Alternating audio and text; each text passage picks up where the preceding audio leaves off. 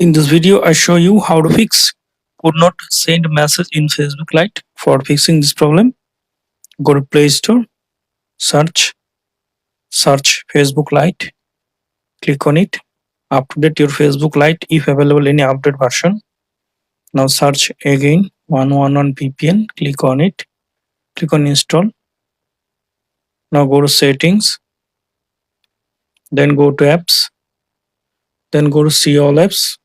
Now search Lite app, click on Lite, click on forces to click on OK. Now click on storage and cache, clear cache, then manage space, clear. Now open your install VPN 111.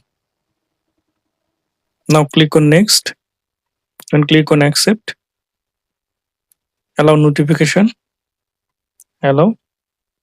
Now click on connect, wait for until connecting. Now open Facebook Lite app, continue, okay, skip, skip.